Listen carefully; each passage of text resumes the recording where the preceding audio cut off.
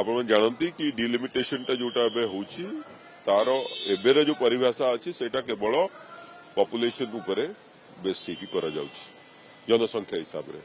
ତେଣୁ ସେଇଥିରେ ଆମେ ଦେଖୁଛୁ କି ଯଦି ଡିଲିମିଟେସନ କରୁଛନ୍ତି ଏପର୍ଯ୍ୟନ୍ତ ଆନାଉନ୍ସ କରାଯାଇ ନାହିଁ, ତାର ଟର୍ମସ୍ ଆଣ୍ଡ କଣ୍ଡିସନ ଆନାଉନ୍ସ କରାଯାଇ ନାହିଁ।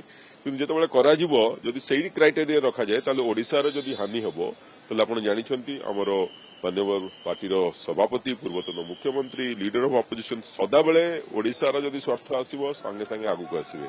ତେଣୁ ଏଇ ଯୋଉ ଡିଲିମିଟେସନ ମିଟିଂ ହେଉଛି ସେ ମିଟିଂରେ ଆମେ ଜାଣିପାରିବୁ କି କିଭଳି ଭାବରେ ଡିଲିମିଟେସନର ପରିଭାଷା ଆସିବ ଯଦି ଡିଫରେଣ୍ଟ କ୍ରାଇଟେରିଆ ଫଲୋ ହୁଏ।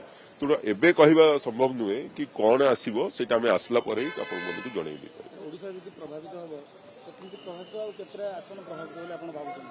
ଆସନ ବିଷୟରେ ମୁଁ କହିପାରିବି ନାହିଁ, କିନ୍ତୁ ଏତିକି ଭାବେ ଜାଣିଛି ଯଦି ପପୁଲେସନକୁ କ୍ରାଇଟେରିଆ ଖାଲି ଧରାଯାଏ ତାହେଲେ ଓଡ଼ିଶାର ସ୍ୱାର୍ଥ ହାନି ହେବ।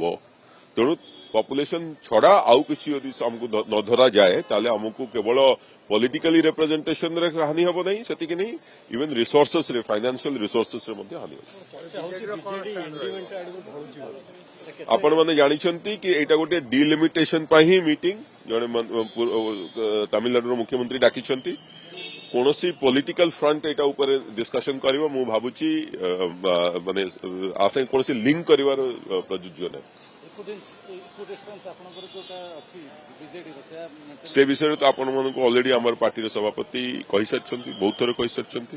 ଆଉ ସେ ପୋଜିସନ ଏବେ ମଧ୍ୟ ରହିଛି। କିନ୍ତୁ ଓଡ଼ିଶାର ସ୍ୱାର୍ଥ ପାଇଁ ଆପଣମାନେ ଦେଖିଛନ୍ତି ପାର୍ଲାମେଣ୍ଟରେ ମଧ୍ୟ ଓଡ଼ିଶାର ସ୍ୱାର୍ଥ ପାଇଁ ଓଡ଼ିଶାବାସୀଙ୍କ ସ୍ୱାର୍ଥ ପାଇଁ ଯେତେବେଳେ ଯାହା କରିବା ପାଇଁ ହେବ ସେଇଟା କରାଯିବ।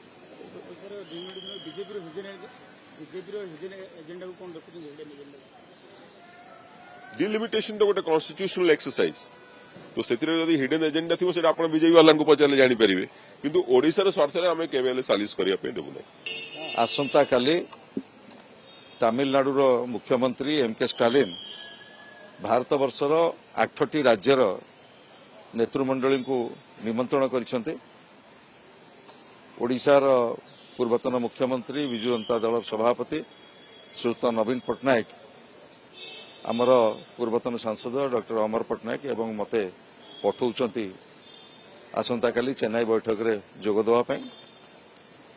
ଭାରତବର୍ଷର ଯେଉଁ 8ଟି ରାଜ୍ୟ କାଲି ଏକାଠି ହେବାକୁ ଯାଉଛନ୍ତି, ଆମେ ଜନସଂଖ୍ୟା ନିୟନ୍ତ୍ରଣରେ ରେକର୍ଡ ସୃଷ୍ଟି କରିଛୁ ଏବଂ ଭାରତବର୍ଷର ଅର୍ଥନୈତିକ ପ୍ରଗତିରେ ଏହି 8ଟି ରାଜ୍ୟର ଯଥେଷ୍ଟ ଇନପୁଟ ରହିଛି।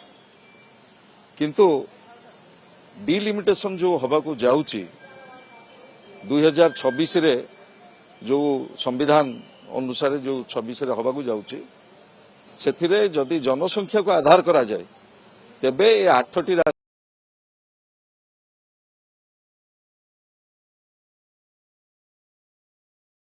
କ୍ଷେତ୍ରରେ ବର୍ତ୍ତମାନ ପ୍ରଭାବିତ ହେବାକୁ ଯାଉଛି 8ଟି ରାଜ୍ୟ। ତେଣୁ ଯେହେତୁ ଏ ସମ୍ପର୍କରେ ଅଧିକ ଚର୍ଚ୍ଚା ଏବଂ ଆଲୋଚନାର ଆବଶ୍ୟକତା ରହିଛି, ଆସନ୍ତାକାଲି ଏ ବୈଠକ ପରେ ଗୋଟିଏ ରୂପରେଖ ଆସିବ ଯେ କୋଉ ପରିମାଣର ଓଡ଼ିଶାର ସ୍ୱାର୍ଥ କ୍ଷତି ହେବାକୁ ଯାଉଛି।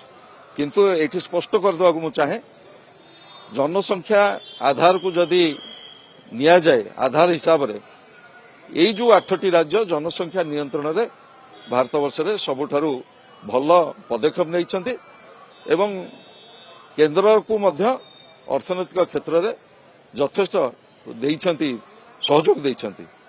କିନ୍ତୁ ଆମେ ଆନୁପାତିକ ଭାବରେ ଯଦି ପୁନର୍ଗଠନ ହୁଏ ବିଭିନ୍ନ କ୍ଷେତ୍ରରେ ତାହେଲେ କିଛି କ୍ଷତି ହେବ ନାହିଁ। ତେଣୁ ଏ ସମ୍ପର୍କରେ ଅଧିକ ଚର୍ଚ୍ଚା ଆଲୋଚନା ଆସନ୍ତାକାଲି କରାଯିବ ଏବଂ ଆଜ୍ଞା ଶୁଣନ୍ତୁ, ଆମେ ଆସନ୍ତାକାଲି ଏ ସମ୍ପର୍କରେ ଆଲୋଚନା କରିବୁ। ଆପଣ ଜାଣିଛନ୍ତି ଓଡ଼ିଶାରେ ଜନସଂଖ୍ୟା ନିୟନ୍ତ୍ରଣରେ ଆମେ ଭାରତବର୍ଷରେ ଗୋଟିଏ ସ୍ୱତନ୍ତ୍ର ରାଜ୍ୟ ଯେ ଆମେ ଜନସଂଖ୍ୟା ନିୟନ୍ତ୍ରଣରେ ଆମେ ଗୋଟେ ଉଚିତ ମୂଲ୍ୟାୟନ ଆମେ ପାଇଛେ। କିନ୍ତୁ ଅନ୍ୟାନ୍ୟ ଯେଉଁ ରାଜ୍ୟ ଜନସଂଖ୍ୟା ଯଥେଷ୍ଟ ଅଧିକ ସେମାନେ ଲାଭବାନ ହୋଇପାରନ୍ତି। କିନ୍ତୁ ଯେହେତୁ ଆମେ ଜନସଂଖ୍ୟା ନିୟନ୍ତ୍ରଣ ଠିକ୍ ଭାବରେ କରିଛେ ଏବଂ ଭାରତବର୍ଷର ଅର୍ଥନୈତିକ କ୍ଷେତ୍ରକୁ ଆମର ଯଥେଷ୍ଟ ସହଯୋଗ ରହିଛି, ତେଣୁ ଆମେ ଆଶା କରିବୁ ଯେଉଁ ଡିଲିମିଟେସନ ହେବାକୁ ଯାଉଛି ଓଡ଼ିଶା ତାର ନ୍ୟାଯ୍ୟ ରାଜନୈତିକ ପ୍ରତିନିଧିତ୍ୱ ପାଇବ।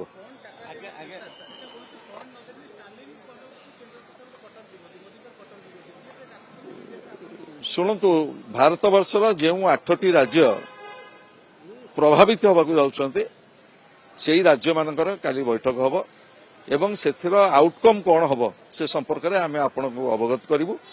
ଏବଂ ଆମର ଦୃଷ୍ଟିଭଙ୍ଗୀ ହେଲା, ବିଜୁ ଜନତା ଦଳର ଦୃଷ୍ଟିଭଙ୍ଗୀ ହେଲା, ଆମ ନେତା ନବୀନ ପଟ୍ଟନାୟକଙ୍କର ଦୃଷ୍ଟିଭଙ୍ଗୀ ହେଲା, ଓଡ଼ିଶାର ରାଜନୈତିକ ପ୍ରତିନିଧିତ୍ୱ କ୍ଷେତ୍ରରେ କୌଣସି ପ୍ରକାର ସାଲିସ କରାଯିବ ନାହିଁ।